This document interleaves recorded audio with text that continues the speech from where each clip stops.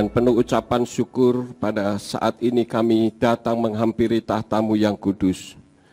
Terima kasih kami naikkan kepada Tuhan dan pujian syukur kami, karena Engkau menjaga, memelihara, melindungi kehidupan kami dari hari lepas hari, sehingga pada saat ini kami bisa dapat berkumpul bersama-sama di tempat ini untuk memuji dan meninggikan nama-Mu.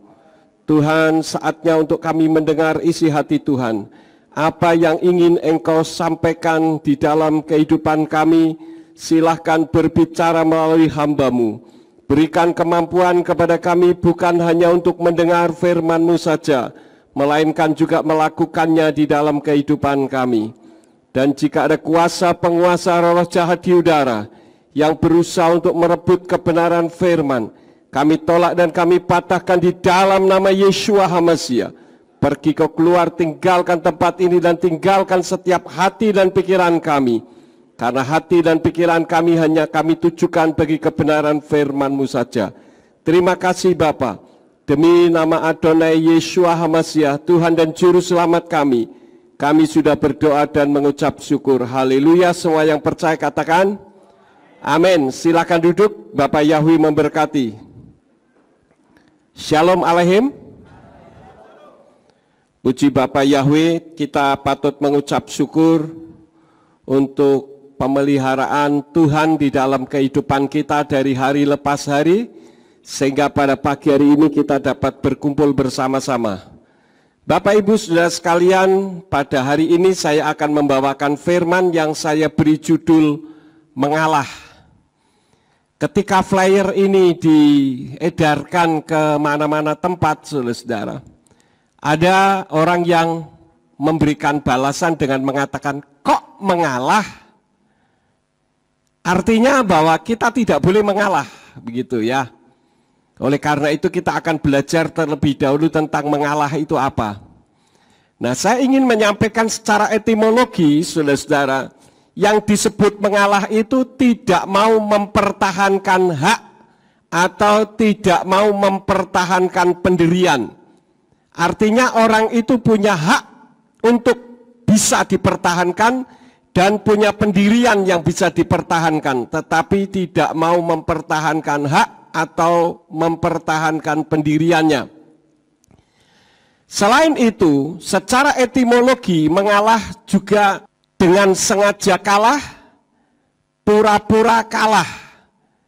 Artinya bahwa mengalah itu bukan mengalahkan dan bukan kalah, saudara-saudara. Bisa dipahami? Mengalah itu bukan mengalahkan dan bukan kalah.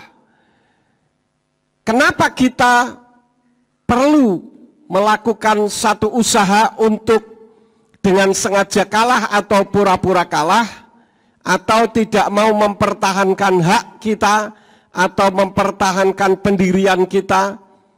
Kita membuka di dalam kitab Filipi pasal yang kedua ayat yang ke-8. Di sana dikatakan, dan supaya didapati dalam pola seperti manusia, dia sudah merendahkan dirinya sendiri dengan menjadi taat sampai pada kematian, bahkan kematian di kayu salib. Ini siapa saudara-saudara yang sampai mati di kayu salib? Yeshua HaMashiach. Artinya Yeshua HaMashiach telah menjadi teladan bagi kita dalam hal mengalah. Kalau Yeshua tidak mau mengalah, tidak mau disalib, bisa atau tidak? Sangat bisa. Ketika orang mau menyalib, dia tinggal bilang mati kamu semua, mati langsung saudara-saudara. Ya.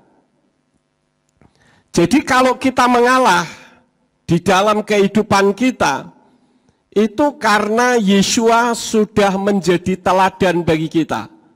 Itu yang pertama. Artinya Yeshua HaMashiach punya otoritas, punya kuasa, punya hak, punya pendirian yang tidak mungkin untuk dikalahkan, tetapi seolah-olah dia kalah. Karena itulah maka mengalah itu bukan mengalahkan dan bukan kalah, Tetapi banyak orang tidak mau mengalah karena orang berpikir kalau mengalah itu berarti kalah, ya. Demikian pun Daud. Daud itu pernah mengalah, saudara-saudara, dan berkali-kali dia mengalah. Salah satu di antaranya kita membuka di dalam kitab 2 Samuel 16 ayat yang ke-5 sampai ayat yang ke-12. Saya akan baca supaya bisa mendengar alur ceritanya, demikian bunyinya. Adapun Raja Daud tiba di Bahurim, dan tampaklah ada seorang pria keluar dari sana dari kaum keluarga Saul, dan namanya Simei anak Gera. Sambil keluar dia datang dan melecehkan, dan dia melempari Daud dengan batu, juga semua hamba Raja Daud dan seluruh rakyat, bahkan semua pahlawan yang berada di kanan kirinya. Dan dengan melecehkan, Simei mengatakan demikian, "Enyahlah, enyahlah, hai manusia penumpah darah, hai manusia tak berharga. Yahweh telah membalas kepadamu semua darah keluarga Saul di tempat engkau telah menguasainya. Dan Yahweh akan memberikan kerajaan itu ke tangan Absalom anakmu. Dan ketahuilah, engkau diambil di dalam kemalanganmu, karena engkaulah seorang penumpah darah." Dan Abisai anak Zeruya berkata kepada raja, "Mengapa anjing yang mati itu menista tuanku raja? Aku mohon, biarlah aku menyeberang dan biarlah aku memenggal kepalanya." Namun raja berkata, "Apakah urusanku dan urusanmu, hai anak Zeruya? Karena itu biarlah dia menista, sebab jika Yahweh telah mengatakan kepadanya, nistalah Daud, maka siapakah yang dapat berkata, mengapa engkau berbuat demikian?" Maka berkatalah Daud kepada Abisai dan kepada seluruh hambanya, "Lihatlah, anakku yang keluar dari kandung benihku sedang mengejar nyawaku. Apalagi sekarang orang Benyamin ini, biarkanlah dia dan biarlah dia menista, karena Yahweh telah berbicara kepadanya. Mungkin Yahweh akan memerhatikan penderitaanku, dan Yahweh akan mengembalikan kebaikan kepadaku ganti nistaannya pada hari ini." Amin. Nah, di sini kita melihat bagaimana Simei melontari Daud beserta dengan pahlawan-pahlawannya dengan batu. Ini kan orang tolol, saudara-saudara. Daud kalau mau membunuh Simei sangat mudah, nggak perlu menggunakan tangannya, cukup memberikan perintah, mati Simei. Iya kan? Ini Simei adalah contoh manusia yang paling bodoh di dunia. Ada banyak orang-orang yang bodoh di atas muka bumi ini, khususnya di negara kita. Saya salut dengan Presiden Joko Widodo. Dia adalah seorang presiden yang sangat disegani di dalam dunia internasional, di mancanegara. Banyak orang mengakui kehebatannya, tetapi di negara sendiri banyak orang-orang bodoh yang melecehkannya. Ini sebetulnya menunjukkan ketololannya, saudara-saudara. Dia pikir siapa? Sama seperti Simei. Dia melontari dengan batu, padahal kalaupun kena juga paling sakit. Tetapi dia tidak menyadari bahwa orang yang dilecehkan, orang yang dilontari dengan batu punya otoritas untuk memasukkan dia di dalam tanah, untuk mematikannya. Nah, saya melihat di Indonesia sekarang ini ada banyak orang-orang tolol, saudara-saudara. Siapa orang tolol? Ya orang yang melecehkan presiden. Wong presiden kok dilecehkan? Dia tidak menyadari dirinya itu siapa, seolah-olah seperti melebihi presiden. Ini sebetulnya bukan mengkritisi, tetapi menunjukkan ketololannya. Saya mau tanya kepada saudara, mengkritisi boleh tidak? Boleh. Kalau mengkritisi, beri jalan keluar. Jangan bisanya menyalahkan tanpa membuka jalan keluar. Semua orang juga bisa. Anak kecil juga bisa melakukan itu. Sekarang kita melihat realitas yang terjadi di negara kita. Mereka yang mengkritisi Presiden Joko Widodo, apa mereka memberi jalan keluar? Tidak. Ada memang yang memberikan jalan keluar, tapi jalan keluarnya hanya untuk menguntungkan pribadinya dan kelompoknya. Bukan untuk masyarakat Indonesia, walaupun berbicara atas nama masyarakat Indonesia. Ini orang munafik. Bagaimana presiden kita sudah melakukan satu perbuatan yang hebat, masih juga tidak ada benernya. Pokoknya kebijakan apa saja yang dikeluarkan dipersalahkan. Ini kan orang tolol, saudara-saudara, mengakunya profesor lagi. Dan merasa diri sebagai orang yang pinter. Tetapi Daud dan Yeshua bisa mengalah. Mengalah itu merupakan aplikasi rendah hati, bukan aplikasi rendah diri. Daud bisa kok membunuh Simei, tetapi dia tidak mau melakukan itu. Dan bahkan dia aplikasikan kehidupannya kepada Tuhan. Siapa tahu memang ini Yahweh yang menyuruh kepada Simei untuk mengutuki dia, menista dia.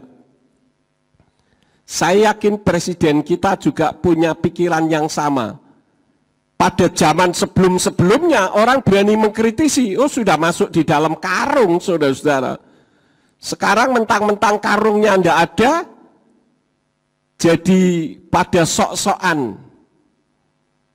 Yang anehnya ada orang-orang Kristen juga yang ikut-ikutan.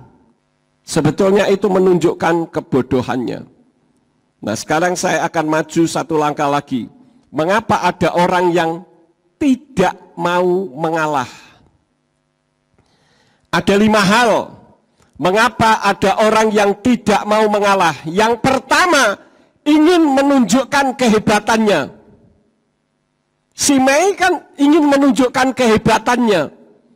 Seolah-olah dia lebih hebat dari Daud.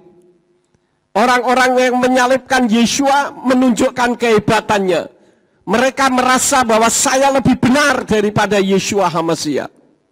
Demikian pun orang-orang yang mengutuki presiden kita. Sebetulnya itu matanya dibutakan, saudara-saudara. Presiden kita itu sudah membangun sedemikian rupa sangat luar biasa. Bahkan orang-orang yang ada di luar negeri, dunia internasional saja mengakui. Lah kok yang tinggal di negaranya sendiri tidak melihat karya besar yang dilakukannya. Saya sebetulnya kalau melihat dunia politik di Indonesia geram juga, saudara-saudara. Karena saya melihat banyak orang-orang tolol menunjukkan diri ketololannya, tetapi merasa diri hebat. Dan ini perlu saya sampaikan supaya saudara jangan ikut-ikutan mengiyakan apa yang diucapkan mereka. Karena apa? Karena pola pikir pemimpin tidak sama dengan pola pikir orang yang dipimpin. Saya sudah ngomong berkali-kali, kalau orang yang memimpin, pola pikir, konsep pemikirannya untuk kepentingan bersama. Tetapi kalau orang yang dipimpin selalu mengarahnya kepada dirinya sendiri atau kepada kelompoknya, artinya hanya untuk kepentingan pribadinya. Dia ingin menunjukkan kehebatannya. Padahal seringkali saya katakan segala sesuatu yang masih perlu ditunjuk-tunjukkan, itu tandanya perlu diragukan. Orang mengatakan, mana Yeshua mengatakan, aku Tuhan sembahlah aku. Tidak ada. Ya tidak ada karena dia tidak perlu minta disembah karena dia memang sudah layak dan berhak untuk disembah. Yang minta untuk disembah itu siapa, saudara-saudara? Setan. Sembahlah aku maka segala kemuliaan dunia akan aku berikan kepadamu. Itu kan setan waktu mencobai Yeshua. Itu juga merebut kemuliaan Tuhan. Sembahlah aku maka seluruh kemuliaan dunia aku berikan kepadamu. Memang setan punya apa kok mau memberikan? Setan tidak punya apa-apa. Karena itu kalau ada orang Kristen mengatakan, wah Pak, setan pinter. Lah kalau setan pinter yang bodoh siapa? Setan itu bodoh.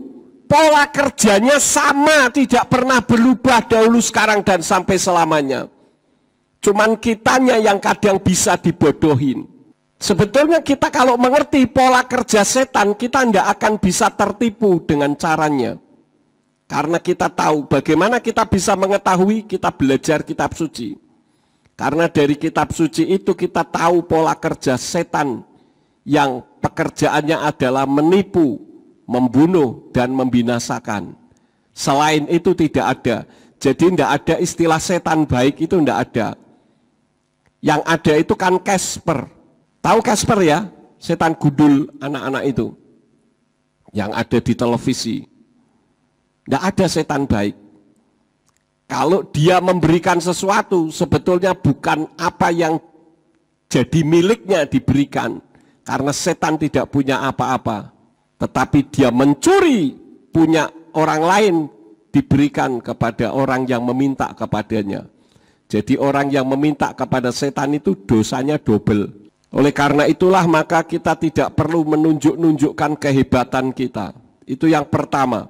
Jadi orang yang tidak mau mengalah itu orang yang ingin menunjukkan kehebatannya. Yang kedua, mengapa ada orang yang tidak mau mengalah? Karena orang itu tidak berpikiran dewasa. Saudara bisa melihat anak kecil. Anak-anak itu kan mudah sekali tidak bisa mengalah, saudara. Apalagi kalau dia punya sesuatu, dipinjem sama orang lain, wah dia mati-matian pertahankan. Ada banyak sifat kanak-kanak bisa kita lihat. Kanak-kanak itu kadang mau mencubit, tetapi dia tidak mau dicubit. Mau memukul, tetapi dia tidak mau dipukul. Jadi kalau ada orang yang mau menghina orang lain, tetapi dirinya sendiri tidak siap untuk dihina, ini adalah sifat orang yang tidak mau mengalah. Jadi sifat kanak-kanak tidak berpikiran dewasa.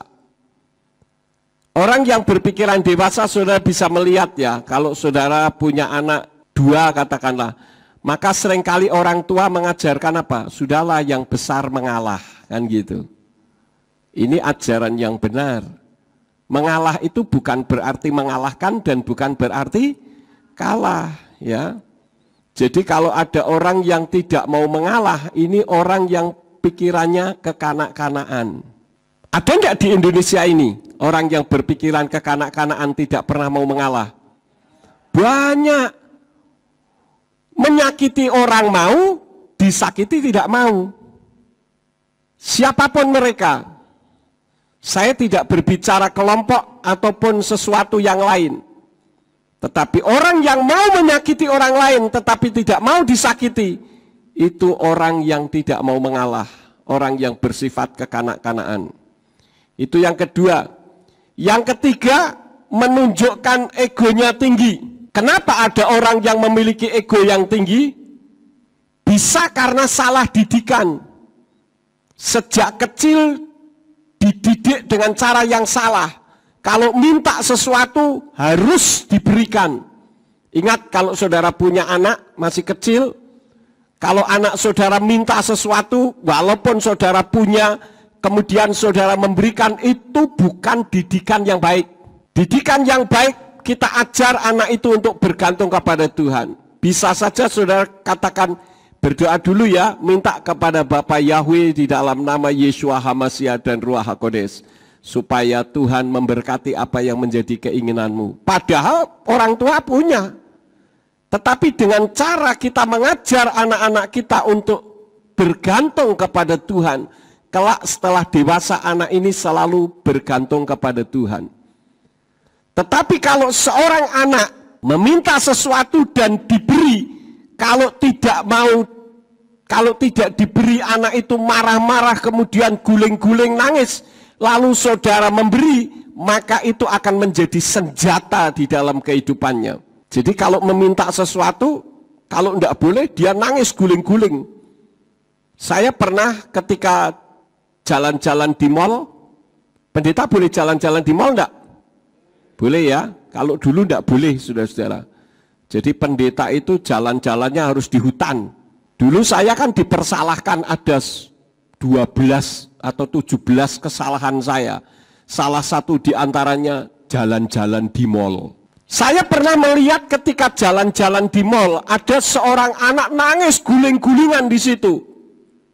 Karena apa? Meminta sesuatu, minta mainan tidak dikasih sama orang tuanya. Didiamkan saja. Nah ini orang tua yang salah juga, saudara-saudara. Didiamkan salah, tidak diberi nasihat juga salah. Kasih nasihat yang baik. Kalau tidak bisa, sabet. Supaya anak itu bisa berpikir. Tetapi nyabetnya tentu dengan cara yang wajar. Dan dengan cara yang baik. Artinya kita sudah memberi pengertian terlebih dahulu.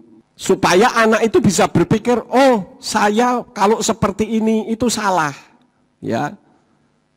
Bukan sadis dipukuli sampai anaknya pingsan misalkan, bukan itu. Kita bisa memberikan pengajaran sesuai dengan sifat anak tersebut. Karena itu orang tua harus bisa mengenali anaknya. Dulu anak-anak kalau minta sesuatu, saya tidak perlu harus sampai nyabet. Saya melotot saja sudah takut, saudara-saudara. Kan tidak perlu harus menyakiti, ya kan? Jadi orang yang egonya tinggi, ingin menunjukkan egonya tinggi, itu bisa saja karena tidak ada penasehat atau tidak ada yang berani menasehati atau memang tidak bisa dinasehati. Dan orang yang egonya tinggi itu selalu ingin diutamakan, memaksakan kehendak. Apa yang dia minta harus didapatkan walaupun tidak sesuai. Kalau tidak dapat, dia akan keluarkan senjata. Misalkan kalau minta sama papahnya tidak diberi, nangis guling-gulingan minta ke mamanya. Kemudian mamanya memberi, wah ini jadi senjata. Lain kali kalau minta sesuatu kepada papahnya tidak boleh, lari ke mamanya. Karena itu orang tua yang baik itu harus berkolaborasi. Pokoknya kalau anak minta sudah diberitahu tidak, walaupun si ibu atau si mama ini sebetulnya berpikir enggak apa-apa juga sih, tetapi tetap ikut mengatakan tidak. Nanti setelah enggak ada anaknya baru diskusi sendiri. Sebetulnya sih enggak masalah ya kalau cuma seperti itu misalkan, atau saling berbagi pengertian. Tetapi jangan di depan anaknya, sehingga anaknya akan menjadikan itu sebagai senjata. Dan orang yang egonya tinggi itu tidak peduli dengan kesulitan orang lain. Masa bodoh, yang penting apa yang menjadi keinginanku kesampaian.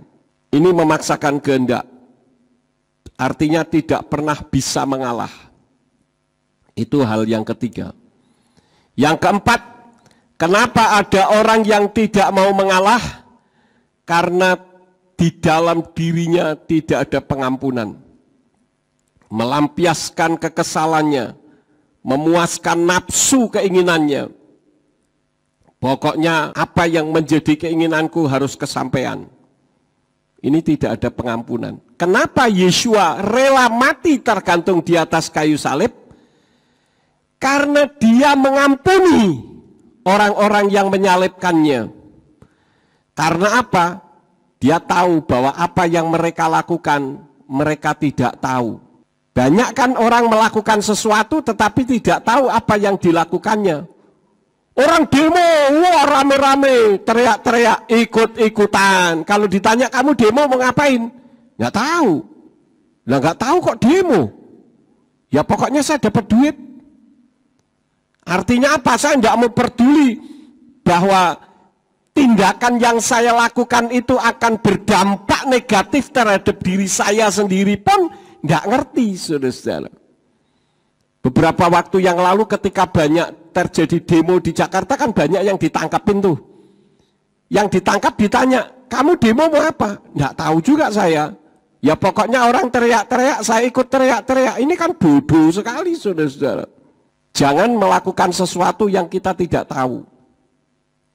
Itu harus kita hati-hati, apalagi zaman sekarang ini.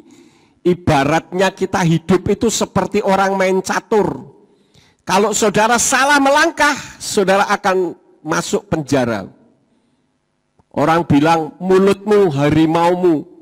Itu istilah dunia yang mengatakan kalau kita salah ngomong, maka kita akan bisa masuk penjara ataupun kita dibunuh orang. Sekarang bukan mulutmu harimaumu saja, tetapi jari-jarimu juga harimaumu. Kita mengetik sesuatu di komputer, masuk ke internet, salah ketikan kita, mengkritisi tanpa dasar ataupun mungkin melecehkan, menyampaikan berita-berita hoax, maka kita akan berakhir di dalam penjara. Yang tidak bersalah saja bisa dipersalahkan, apalagi yang jelas-jelas salah, mengkritisi tetapi tidak tahu apa yang dikritisinya, atau memberi kritisi tetapi tidak bisa membuka jalan solusinya, jalan keluarnya. Ini sesuatu yang keliru, saudara-saudara. Kemudian hal yang kelima, mengapa ada orang yang tidak mau mengalah? Karena orang itu mempertahankan gengsinya. Saya harus ngalah, sorry ya, siapa kamu? Apalagi memiliki status yang berbeda. Seringkali orang-orang dulu berpikir seperti itu. Orang tua pantang meminta maaf kepada anaknya. Kitab suci tidak mengajarkan seperti itu. Kitab suci mengajarkannya apa? Hendaklah engkau saling mendahului dalam memberikan hormat. Itu artinya kita belajar untuk bisa minta maaf. Lah kalau orang tua salah, perlu enggak orang tua minta maaf kepada anaknya? Perlu. Dan itu tidak perlu menjadikan gengsinya hancur. Kemarin saya sempat mengkonseling seseorang dari luar kota, dan orang itu mengakui kesalahannya terhadap anaknya. Saya bilang, ibu bisa meminta maaf kepada anak ibu? Bisa, Pak. Nah, puji Tuhan. Ya. Jadi jangan kita berpikir orang tua tidak bisa salah. Orang tua pun bisa salah. Saya pun kalau salah, saya minta maaf kepada anak-anak saya. Memangnya kenapa? Itu yang pertama, tentang mengapa ada orang yang tidak mau mengalah. Isinya 5 hal. Nah sekarang yang berikut adalah mengapa ada orang yang mengalah.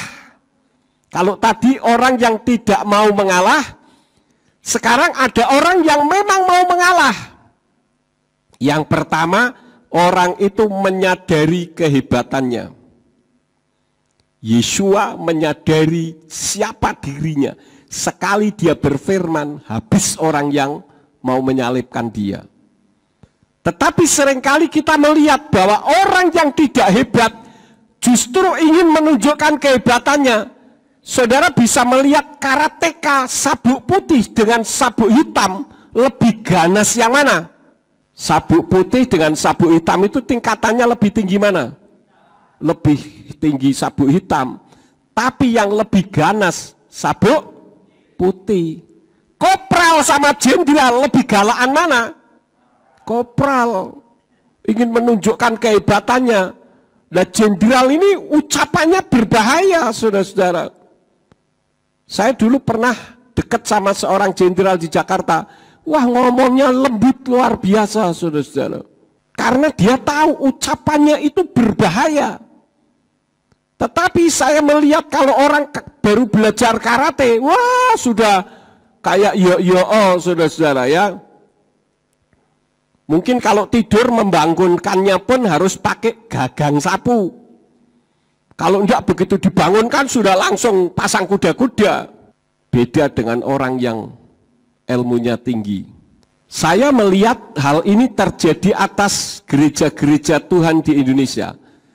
Saya baru tahu tentang kualitas kekristenan di Indonesia ketika saya mengenal nama Bapa. Banyak orang-orang yang titelnya berderet-deret dari ujung kanan sampai ujung kiri. Membedakan nama, sebutan, bahasa, dan budaya saja tidak bisa. Tetapi merasa pinter, saudara-saudara. Memberikan hanya masalah yod he waw he. Wah,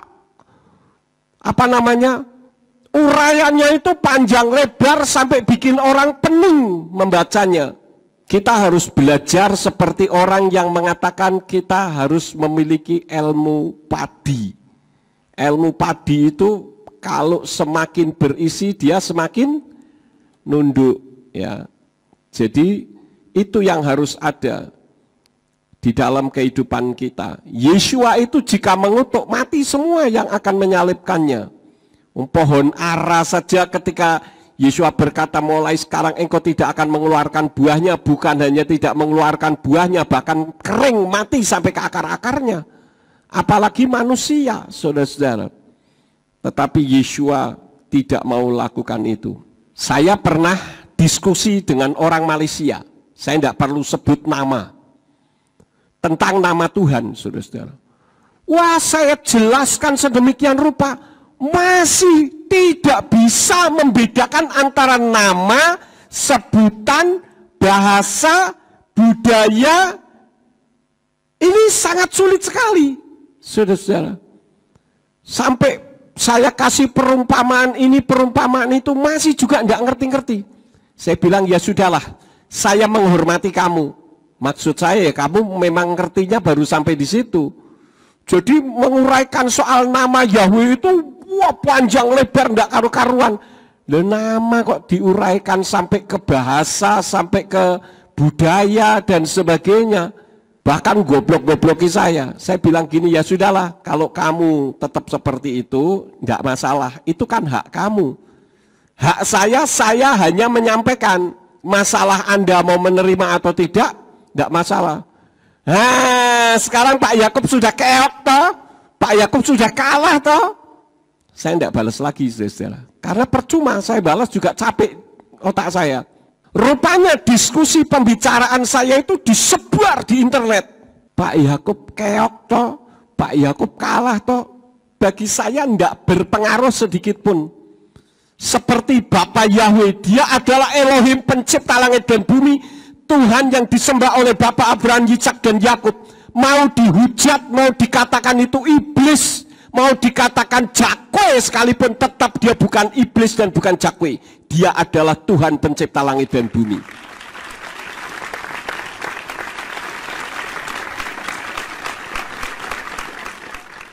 Nah, ketika diskusi saya ini di forward ke orang-orang, saya nggak ngerti, saudara-saudara. Saya taunya justru orang-orang memberikan respon kepada saya. Dia bilang, Pak Yakub, saya mengikuti diskusi Bapak di internet dengan si A. Tapi setelah saya membaca semua uraian Bapak dan uraian si A itu, saya justru memahami bahwa apa yang disampaikan tentang masalah nama Yahweh itu, saya lebih rasional apa yang Bapak sampaikan. Jadi mulai sekarang, saya tidak lagi menyebut nama sesembahan lain. Itu bukan hanya satu, dua orang, puluhan orang, saudara-saudara. Dari hasil diskusi yang mengatakan bahwa orang itu hebat. Karena itu bagi saya, tidak berpengaruh sama sekali. 0,01% pun tidak. Karena itu bagi saya sudah menjadi biasa dihujat orang. Coba saja saudara di Google ngetik Yakub Sulistyo, Nabi sesat akhir zaman, pencetus saksi Yehova yang ganti baju, wis macam-macam, nggak masalah. Ya, bagi saya itu tidak berpengaruh sama sekali.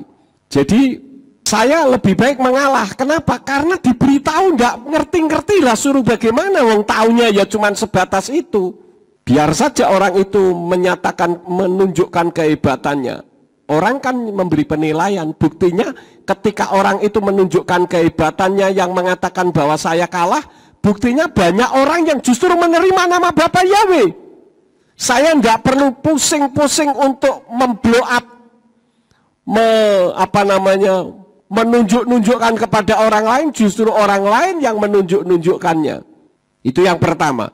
Yang kedua, orang yang mengalah, yang mau mengalah adalah orang yang berpikiran dewasa. Kenapa? Seperti yang tadi saya sampaikan, manusia hidup itu seperti main catur. Saudara salah melangkah, saudara akan dimakan orang yang memusuhi saudara. Artinya apa? Orang yang berpikir dewasa adalah orang yang tahu akibat konsekuensi hukumnya. Benar pun bisa dipersalahkan, apalagi salah. Ya kan? Zaman akhir ini mengerikan loh saudara-saudara. Orang membela diri saat dirampok saja, ketika perampoknya mati, tetap saja dipersalahkan. Ya itu bisa saja akibat produk hukum yang hanya melihat dari satu sisi saja. Seperti di Australia, saya pernah ketemu dengan orang Australia yang cerita kepada saya. Kalau orang dirampok, rampoknya mati di tangan orang yang dirampok bisa dipersalahkan. Tapi ada satu yang tidak bisa dipersalahkan, kalau perampoknya mati di kamarnya orang yang dirampok itu. Jadi bagaimana caranya? Ya kalau dirampok orang kemudian membela diri, perampoknya mati, diseret masuk kamar, panggil polisi. Jadi taunya memang dia mati masuk kamar orang, nggak bisa dipersalahkan. Saya tidak tahu tentang kebenarannya, tetapi teman saya yang warga negara Australia mengatakan demikian. Itu hal yang kedua. Karena itu Tuhan mengajar kepada kita pada hari ini supaya saudara belajar untuk berpikir dewasa. Harus tahu akibat konsekuensi hukumnya.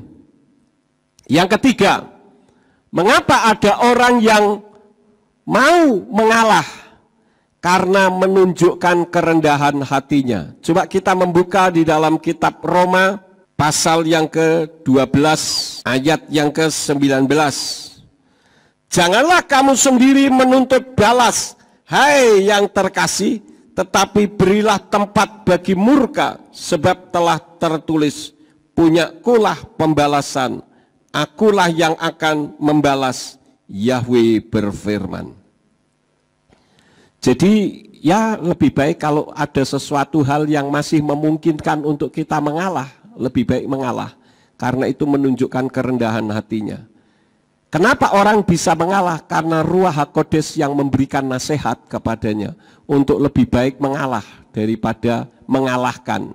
Apalagi kalau mengalahkan orang yang tidak bersalah. Wah, ini berbahaya sekali saudara-saudara.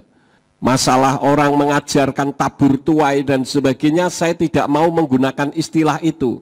Tetapi yang jelas apa yang kita lakukan itu akan berdampak. Karena ada istilah sebab akibat. Itu hal yang ketiga. Yang keempat, kenapa ada orang yang mau mengalah? Karena adanya hati yang penuh pengampunan. Kita membuka di dalam kitab Matius pasal yang ke-18. Kitab Matius pasal yang ke-18 ayat yang ke-21 sampai 22. Kemudian seraya datang kepadanya. Kepa berkata, Tuhan, berapa sering saudaraku berdosa terhadap aku dan aku mengampuninya? Sampai 7 kali? Yesua berkata kepadanya, aku tidak berkata kepadamu sampai 7 kali, melainkan sampai 70 kali 7. Ini artinya panjang sabar. Dan kita tahu bahwa Yahweh itu panjang sabar, saudara-saudara. Buktinya apa? Meskipun dihina, dilecehkan oleh orang yang mengaku sebagai hambanya, tetapi Yahweh tetap menunggu pertobatannya. Jadi kalau ada orang mengatakan Yahweh itu kejam, itu salah sangka terhadap Tuhan. Yahweh itu panjang sabar. Kita membuka di dalam kitab Keluaran pasal yang ke-34. Keluaran 34 ayat yang ke-6 sampai ayat yang ke-7.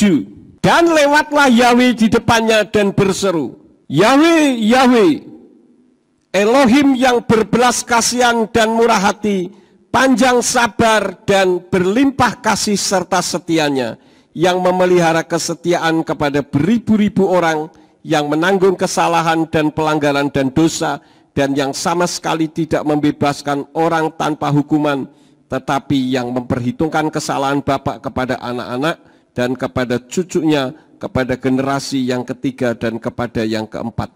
Jadi Yahweh itu panjang sabar. Ya. Buktinya apa? Dulu ketika saya diberitakan soal Yahweh, saya menolak keras. Tetapi Yahweh masih memberi pengampunan. Tidak langsung mematikan saya saat itu. Tetapi Tuhan justru berbicara, memberi hikmat kepada saya untuk menyelidiki dengan sungguh-sungguh siapakah Yahweh itu sesungguhnya. Satu lagi, di dalam Mazmur pasal yang ke-145, ayat yang ke-8, di sana dikatakan, Yahweh pengasih dan penyayang, panjang sabar dan kasih setianya besar. Ini adalah pujian Mazmurnya Daud yang menyatakan bahwa Yahweh itu panjang sabar dan penuh dengan belas kasihan. Jadi orang yang mengalah itu adalah orang yang memiliki hati yang penuh dengan pengampunan. Berapa banyak Yahweh dilecehkan di negara Indonesia? Siapa yang melecehkan? Tidak lain adalah hamba-hambanya sendiri yang tidak mengenal dia. Tetapi Tuhan penuh dengan pengampunan. Ditunggunya sampai dia mengerti. Karena itu saya pernah sampaikan kepada saudara, ada banyak orang yang dulunya menghujat saya. Lah saya kenal saja tidak, tapi karena roh yang ada dalam dirinya tidak bisa menerima, maka dia jadi penghujat. Yakub itu nabi palsu di akhir zaman, pengajar sesat, pokoknya label-label negatif lah. Tetapi pada akhirnya dia mengirim WA kepada saya dengan mengatakan, Pak Yakub, dulu saya menghujat Bapak. Sekarang saya minta maaf karena saya baru tahu bahwa apa yang Bapak ajarkan itu sesuai dengan apa yang tertulis di dalam kitab suci. Apakah ketika saya dihujat, saya muring-muring? Tidak ada gunanya, saudara-saudara. Kalau orang pernah lihat bagaimana ketika saya memberikan seminar di salah satu gereja di Jakarta, wah itu ada yang sampai mau ngangkat kursi, saudara-saudara. Mau ditimpakan kepada saya. Apa saya takut? No, saya tidak takut. Saya mengajarkan kebenaran. Kalau dia tidak bisa menerima, ya silakan. Itu haknya dia. Kalau saya paksakan juga saya salah. Melanggar hak asasi manusia nanti katanya. Karena untuk bisa menerima nama Bapa itu adalah kasih karunia yang Yahweh berikan dan kasih karunia yang Yeshua berikan. Jadi orang yang menolak itu adalah orang yang belum menerima kasih karunia dari Tuhan. Kemudian hal yang kelima, mengapa ada orang yang mengalah? Karena melepaskan gengsinya.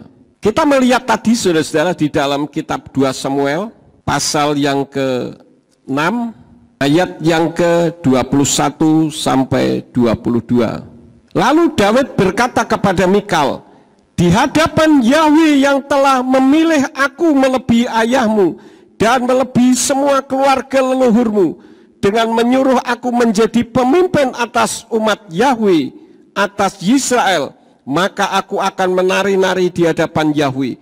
Bahkan aku rela lebih hina lagi daripada ini dan siap menjadi rendah di mataku. Namun bersama budak-budak perempuan yang telah engkau bicarakan itu, bersama mereka biarlah aku dihormati. Jadi di sini Daud tidak gengsi, dia melepaskan gengsinya, siap dipermalukan hanya untuk kemuliaan Bapa Yahweh. Ketika Mikal menghujat dia ketika Daud pulang dari membawa tabut Elohim, karena Daud kan menari-nari di hadapan banyak orang sampai dia menanggalkan jubahnya, dan kitab suci katakan telanjang dada. Itu bukan bediding ketok perutnya, bukan itu, tapi dia melepaskan baju efodnya, baju kebesarannya, baju kerajaannya. Artinya apa? Daud lebih mengutamakan sikap hati dan motivasinya. Tidak peduli omongan orang yang tidak tahu apa-apa, yang hanya menilai dari luarnya saja. Banyak orang di Ambarawa juga yang menghujat saya. Apakah saya terpengaruh? Tidak. Saya punya konsep, punya mulut, ya bisa untuk menghujat, silahkan saja. Saya tidak butuh sanjungan orang. Saya butuh Tuhan yang menyanjung saya. Apa gunanya orang disanjung manusia yang lain, tetapi tidak di hadapan Tuhan. Itu adalah 5 hal kenapa ada orang yang mengalah. Sekarang saya masuk selangkah lagi. Mengapa harus mengalah? Ada 3 hal kenapa kita harus mengalah. Yang pertama itu adalah ajaran firman yang Yesua ajarkan. Kita membuka di dalam kitab Matius pasal yang ke-5, ayat yang ke-39. Mulai ayat 38 deh. Matius 5 ayat 38-39. Kamu sudah mendengar yang telah dikatakan, mata ganti mata dan gigi ganti gigi. Namun aku berkata kepadamu, janganlah melawan yang jahat, melainkan siapa yang menampar engkau pada pipimu yang kanan, sodorkanlah kepadanya pipi yang lain juga. Lah nek gitu banyak kabeh Pak tuh wajah kita. Bukan itu, saudara-saudara. Yang dimaksud di dalam kitab ini, berikan pipimu yang kiri juga, itu adalah cara melawan kejahatan tanpa menyakiti hati orang. Itu yang Yesua ajarkan. Karena itu dikatakan, janganlah melawan yang jahat, melainkan siapa yang menampar engkau pada pipimu yang kanan, sodorkanlah kepada pipimu yang lain juga. Kenapa kejahatan jangan kita lawan? Karena kalau kejahatan kita lawan, maka kejahatan itu akan semakin besar, baik kualitas maupun kuantitasnya. Kejahatan sudah terbukti hanya bisa dikalahkan dengan kebaikan. Ketika bangsa Israel dulu seringkali diganggu oleh orang-orang goyim, ketika mereka yang biasa mengepung itu ada di tengah lapangan yang sudah dipersiapkan oleh orang-orang Israel yang lain, kemudian apakah mereka akan dibunuh? Nabi Tuhan katakan apa? Jangan dibunuh, tetapi buat makanan pesta, kasih makan semua. Dan setelah dikasih makan semua, dilepaskan untuk pulang kembali. Kitab suci katakan, sejak itu bangsa Israel tidak pernah diganggu lagi. Artinya apa? Kejahatan itu hanya bisa dikalahkan dengan kebaikan. Ketika Yesua dijahati mau dibunuh, kalau Yesua itu melawan dan membunuh mereka semua, saudara dan saya tidak akan selamat. Kita bisa diselamatkan karena Yesua mengalah. Jadi kalau kita harus mengalah, itu bukan berarti kita kalah atau mengalahkan. Kita bukan kalah mutlak, saudara-saudara. Tetapi kita bisa melawan dengan cara yang berbeda tanpa menyakiti orang lain. Itu tradisi Yahudi, ketika seseorang ditampar pipi yang kanan, diberikan pipi yang kiri, itu sebetulnya menunjukkan bahwa dirinya tidak bersalah. Itu mempermalukan orang yang menampar. Itu cara melawan tanpa menyakiti. Kemudian yang kedua, mengapa kita harus mengalah? Karena menyadari dirinya adalah milik Elohim. Saudara dan saya, kita adalah miliknya Elohim. Kalau kita bisa melakukan itu, artinya kita masih milik kita sendiri. Kita membuka ayatnya di dalam 1 Korintus pasal yang ke-6. 1 Korintus pasal yang ke-6 ayat yang ke-19. Atau tidak tahukah kamu bahwa tubuhmu itu tempat suci bagi Ruach HaKodes yang ada di dalam kamu, yang kamu peroleh dari Elohim, dan kamu bukanlah milikmu sendiri. Jadi kalau kita mau membalas kejahatan dengan kita bisa melakukan lebih lagi, saudara-saudara, maka itu seolah-olah kita masih menjadi milik kita sendiri. Tetapi firman Elohim mengajar supaya kita menyerahkan kepada Tuhan. Karena tubuh kita bukan milik kita sendiri, tetapi milik Elohim yang memiliki kita. Karena itu kan saya katakan bahwa saya bersyukur, saya memiliki Tuhan. Nah, ini tidak cocok dengan ayat ini. Kita bukan memiliki Tuhan, tapi kita miliknya Tuhan. Ya, itu hal yang kedua. Jadi menyadari bahwa diri kita bukan milik kita, tetapi milik Tuhan. Jadi jangan membalas kejahatan dengan kejahatan. Lebih baik mengalah karena Tuhan pun mengajar kepada kita untuk mengalah. Yang ketiga, memberi kesempatan kepada orang lain untuk menjadi pemenang. Karena yang memberi penilaian itu orang lain, bukan diri kita sendiri. Biar saja orang merasa menang. Tetapi kebenaran akan tetap muncul sebagai kebenaran. Terbukti ketika saya berdiskusi dengan orang Malaysia tentang nama Tuhan. Istilah Jawa katakan apa? Wis goblok tapi orang ngakoni goblokan nih. Biar saja saudara-saudara. Toh dengan dia merasa hebat, merasa menang, merasa luar biasa. Ketika ada orang membaca dengan pikiran yang netral, mereka justru menerima apa yang dianggapnya bodoh. Diskusi-diskusi saya yang dianggap saya bodoh, tidak masalah bagi saya. Orang yang berpikiran waras bisa menerima dan menilainya sendiri. Jadi berilah kesempatan kepada orang lain untuk menjadi pemenang, walaupun pemenang yang jadi pecundang sebetulnya. Lalu saya masuk lagi yang berikut, yaitu apa untungnya mengalah. Kalau kita mengalah itu apa untungnya? Yang pertama, kita akan mendapat simpati orang. Walaupun dulu kasus tahun 2001, tidak ada orang yang satu gereja bersimpati dengan saya karena saya disingkirkan. Justru orang luar banyak yang simpati. Karena itulah maka kita melihat bahwa sekarang ini ada banyak orang jahat memainkan peran seolah-olah menjadi korban.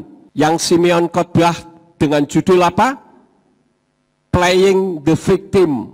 Jadi seolah-olah jadi korban, padahal dia yang mengorbankan orang lain. Karena pada hakikatnya orang yang normal atau yang tidak suka dengan kekerasan, tidak suka dengan persekusi atau perundungan, penganiayaan secara psikologis, itu paling banyak, saudara-saudara. Jadi orang yang berpikiran normal itu masih banyak. Itu hal yang pertama. Apa keuntungannya mengalah? Orang akan simpatik. Karena orang yang mengalah belum tentu kalah. Ya. Kemudian yang kedua, apa untungnya mengalah? Akan menerima pertolongan dan pembelaan Tuhan. Kita membuka di dalam kitab Injil Lukas pasal yang ke-21.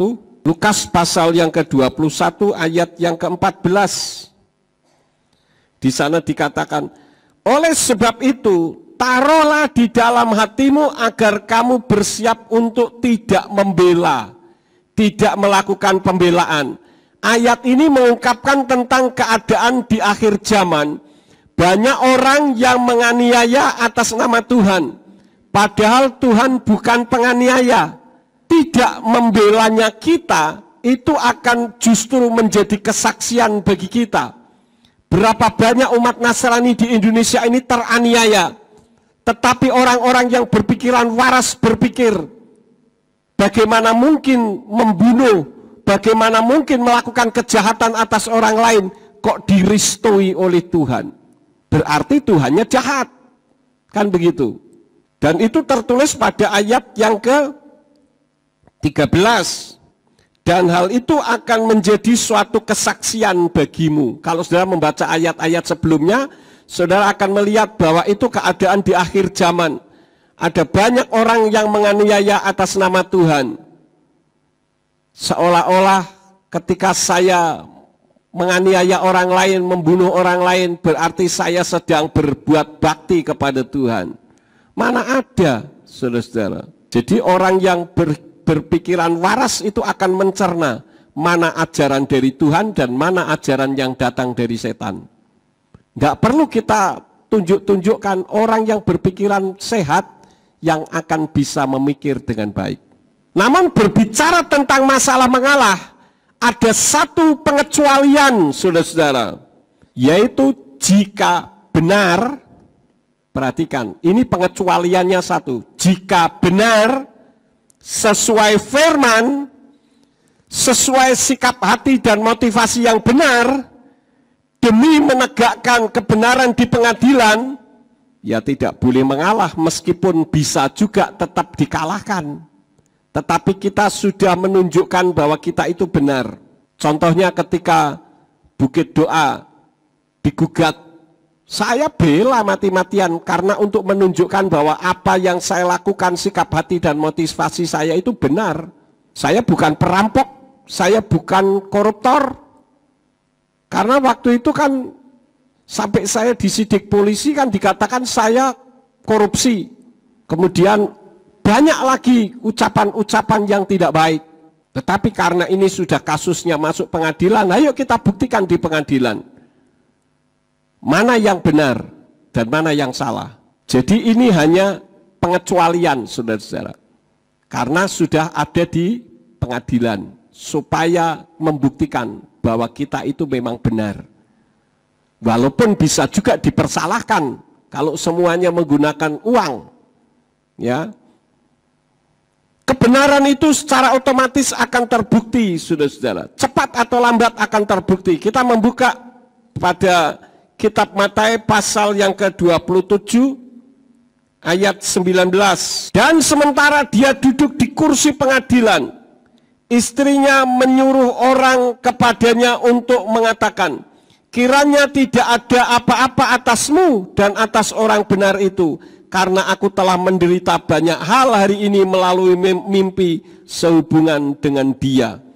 Ini adalah istrinya Pilatus ketika mendapatkan mimpi yang menyatakan bahwa Yesua adalah pribadi yang benar. Kemudian kita melihat ayat yang terakhir pada ayat yang ke-24.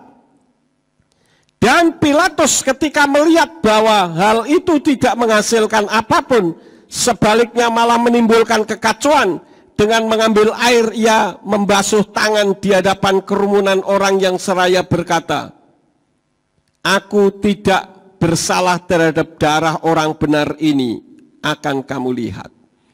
Jadi orang yang mengadili pun mengakui bahwa Yesua benar, tetapi Yesua dikalahkan toh. Karena itu seperti yang tadi saya sampaikan, termasuk salah satu pengecualian ketika kita dianggap sesuatu yang tidak baik. Seperti yang tadi saya sampaikan kasus tentang Bukit Doa. Saya bela mati-matian, walaupun bisa juga dikalahkan, tetapi ternyata tidak. Yesua dikalahkan, saudara-saudara. Padahal yang mengadili mengakui bahwa yang diadili adalah orang yang benar. Tetapi Yesua membuktikan. Oleh karena itulah di dalam kehidupan kita, kalau ada orang yang mempersalahkan kita, sepanjang tidak sampai kepada koridor ke pengadilan, sudahlah, lebih baik mengalah saja. Karena mengalah itu bukan berarti mengalahkan dan bukan kalah. Daripada ribet, apalagi zaman-zaman seperti ini, jangan sampai kita berurusan dengan pengadilan, polisi, hakim, kemudian pengacara, dan urusan-urusan seputar itu. Susah kita, saudara-saudara. Saya tidak perlu banyak bicara tentang masalah ini. Karena itu kalau hal-hal seperti itu bisa kita hindari, lebih baik hindari. Kecuali adalah satu tadi yang saya sampaikan, untuk menunjukkan kebenaran di dalam pengadilan. Walaupun kita bisa dipersalahkan juga, tetapi setidak-tidaknya kita sudah menunjukkan. Artinya kita membuktikan bahwa kita itu benar. Amin, saudara-saudara. Dulu saya dianggap sesat. Macam-macam julukan yang disampaikan, tetapi saudara bisa melihat sekarang, hanya orang yang tuli telinganya yang tidak bisa mengerti tentang nama Yahweh. Seluruh Indonesia sudah mengenal siapa Yahweh itu. Sekarang tergantung orang yang bersangkutan berani atau tidak itu. Kalau yang tidak berani, ya saya menghargai ketidakberaniannya. Dengan segala konsekuensi apa yang dia lakukan. Tetapi kalau saya, lebih baik saya berani mengungkapkan kebenaran. Kalau saya tidak berani menyatakan kebenaran, lebih baik saya pensiun jadi pendeta. Karena berarti saya membohongin jemaat. Ya memang anehnya banyak jemaat yang memang senang dibohongi, itu yang jadi masalahnya. Contohnya apa? Ketika saudara sudah mengenal nama Bapa, tetapi saudara masih tetap berjemaat di tempat di mana nama Bapa dihinakan di sana, maka pemimpinnya akan berkata, saya nggak perlu pakai nama Yahweh, jemaat masih banyak. Artinya saudara ikut andil membuat pendeta itu sombong dengan kebodohannya. Ini saja yang saya sampaikan, kiranya menjadi berkat di dalam kehidupan kita. Segala puji syukur kami naikkan kepadamu Bapa Yahweh, Tuhan semesta alam, Tuhan pencipta langit dan bumi, Tuhan yang mengasihi kami di dalam nama Adonai Yeshua HaMashiach. Tuhan yang telah berfirman kepada kami, yang mengajar kepada kami, agar di dalam menghadapi kehidupan ini lebih baik kami banyak mengalah daripada kami dikalahkan, sehingga mempermalukan namamu.